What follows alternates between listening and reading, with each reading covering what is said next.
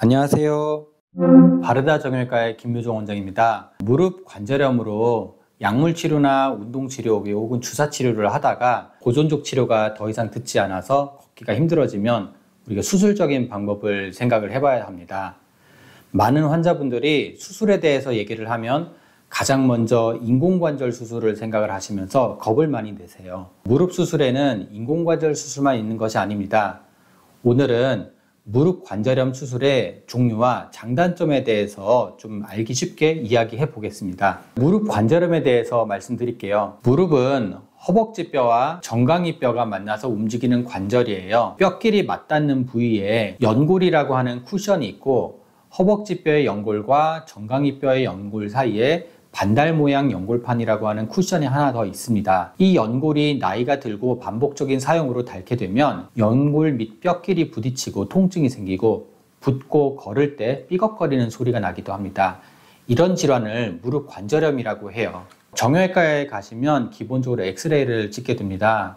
그래서 엑스레이를 촬영을 해서 뼈와 뼈 사이에 이제 간격이 어떤지에 따라서 단계를 나누는데요. 무릎 뼈 사이 간격이 넓고 일정한 1단계부터 뼈 사이 간격이 점점 좁아지는 2단계와 3단계, 그리고 간격이 없어져서 뼈끼리 이렇게 부딪히게 되는 4단계로 나눠볼 수가 있습니다. 1단계와 2단계 같은 초기 단계에서는 생활 습관을 교정한다거나 아니면 이제 체중을 감량하고, 그리고 이제 약이나 주사로 조절이 가능한데, 3단계와 4단계처럼 연골이 심하게 닳게 되면 스스로 재생이 되지가 않기 때문에 수술을 고려하게 됩니다. 수술의 종류가 이제 보는 바와 같이 꽤 많아요. 관절경적 변연절제술부터 연골 재생술이나 이제 무릎 교정술, 인공관절 부분 치환술, 인공관절 전체 치환술.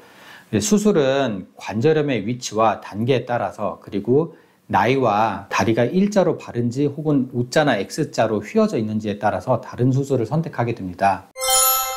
첫 번째 수술은 관절경적 변연절제술입니다. 보통 이제 초기에서 중등도 관절염 환자한테 시행을 할 수 있어요. 주로 이제 5mm 정도의 두 개의 구멍을 통해서 관절경을 넣고 달아서 떠다니는 연골 찌꺼기나 염증 조직을 이렇게 이제 쉐이버라고 하는 기구로 이렇게 좀 정리를 해주는 수술입니다. 쉽게 생각하면 이제 무릎 속을 청소해주는 수술이라고 생각을 하면 되고요. 절개가 작고 회복이 빠르지만 연골이 이미 달아있는 환자에게는 효과가 그리 오래 가지가 않습니다.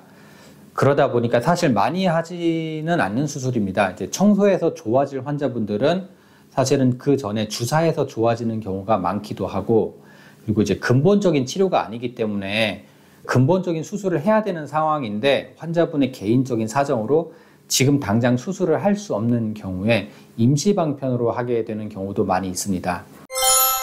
두 번째 수술은 이제 연골 재생술에 대해서 설명드릴게요. 미세골절술이라고 하는 수술이 있는데요. 연골이 부분적으로 손상된 경우에 이제 연골 밑에 있는 이제 이 뼈에 작은 구멍을 여러 개를 뚫습니다. 그러면 이제 구멍을 여러 개를 뚫게 되면 그 속에서 나오는 골수의 세포가 새로운 연골을 형성하도록 유도하는 방법입니다. 사진 보시면 연골이 닳아서 연골 밑 뼈가 드러나 있는 사진을 볼 수가 있고, 여기 이제 구멍을 여러 개를 뚫어놓고 한 1년 뒤에 환자분의 이제 관절경 사진을 봤을 때 여기는 이제 원래 있던 연골이고 이게 재생된 연골로 덮여 있는 모습을 볼 수가 있습니다. 이 수술은 우리 몸의 스스로의 회복력을 이용하는 치료라고 볼 수 있고요. 장점으로는 금속판이나 인공관절 등의 이물질을 넣지 않으니까 거부 반응이 없고, 절개가 작고 수술 기간이 짧고 입원 기간도 마찬가지로 좀 짧습니다. 단점이라고 할 것들이 좀 있는데요. 연골 손상이 이제 무릎의 내측이나 바깥측에 이제 국소적으로 있을 때 효과가 좋고, 광범위하게 있을 때는 재생이 잘 되지 않습니다. 그리고 이제 우리가 태어날 때부터 가지고 있던 연골을 유리 연골이라고 해요. 사진에서 보시면 이 부분이 이제 처음부터 가지고 있던 유리 연골인데, 유리 연골은 탄성이 강하고 윤활 적용이 강한 특징을 가지고 있습니다. 그런데 미세골절술로 이제 재생되는 연골은 대부분 섬유 연골이다 보니까 탄성과 마찰 저항이 좀 떨어집니다. 그래서 이제 처음에는 좀 괜찮다가 시간이 지나면 다시 마모가 될 수도 있어요. 그리고 이제 또 하나의 단점으로 좀 봐야 될 게 6주에서 한 3개월 이상 체중 부하를 좀 제한을 해야 해서 재활 기간이 좀 긴 것도 단점이라고 볼 수 있습니다. 다음에 설명드릴 것은 이제 미세골절술에 보통 카티스템이라고 하는 이제 상품명이 있는데 이제 줄기세포를 병합 치료하는 방법입니다. 이 수술 같은 경우는 이제 미세골절술의 자기 회복 능력을 좀 강화하기 위해서 구멍을 낸 후에 줄기세포를 함께 주입하는 방식인데요. 사진에서 보는 것처럼 처음에 이제 아까 미세골절술에서 보였던 것처럼 연골 밑에 있는 뼈를 정리를 하고 구멍을 좀 여러 개를 뚫습니다.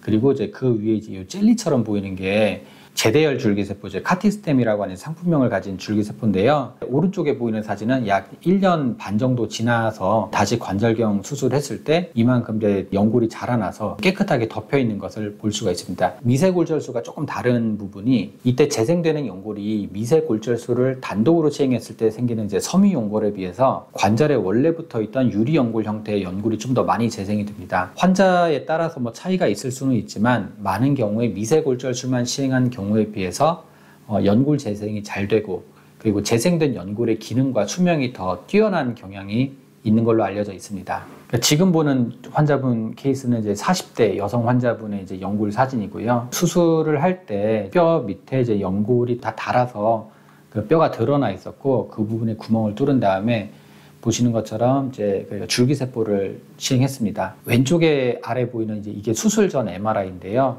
수술 전 MRI를 보면 이제 안쪽 무릎에 여기 하얗게 비어있는 부분이 연골이 없는 부분이에요. 수술을 하고 1년 뒤에 MRI를 촬영을 했는데 아까 이제 왼쪽에서는 비어있던 부분이지만 여기서는 연골이 차 있는 모습을 볼 수가 있습니다. 그래서 이 경우는 이제 미세골절술의 단점인 재생력이 좀 낮을 수 있는 부분, 이제 섬유연골이 재생되는 단점을 좀 보완할 수 있는 치료라고 할 수 있어요. 그래서 이론적으로 봤을 때는 미세골절술 단독에 비해서 줄기세포를 병합했을 때 더 좋은 결과를 보이는 게 맞아요.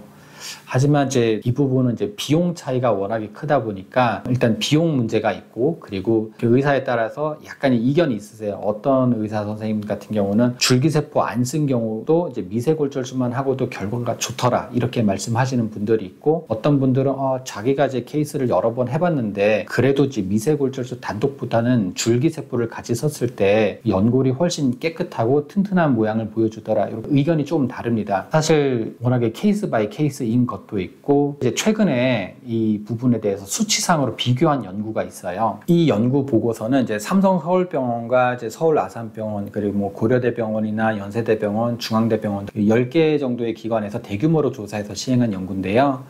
연골이 심하게 결손된 환자에서 미세골절술만 시행하였을 경우와 제대열 줄기세포 병합치료를 했을 경우 수술 후 5년 뒤 결과를 비교한 연구입니다. 미세골절술의 경우에 연골 재생이 약 71.7% 정도 이루어졌고 그 제대열 줄기세포를 병합한 치료에서는 97.7%에서 연골 재생이 얻어진 것으로 보고되었습니다. 정리하자면 연골이 손상되었을 때 그냥 두는 것보다는 이제 미세골절술을 해서 연골 재생을 시키는 것이 좀 좋다고 볼 수가 있겠고 비용적인 문제가 있긴 하지만 이제 비용적인 문제에서 감당을 할 수 있다면 카티스템 줄기세포를 같이 하면 결과가 더 좋을 확률이 높다라고 요약을 하면 될 것 같아요. 여기까지 이야기를 마쳐볼게요.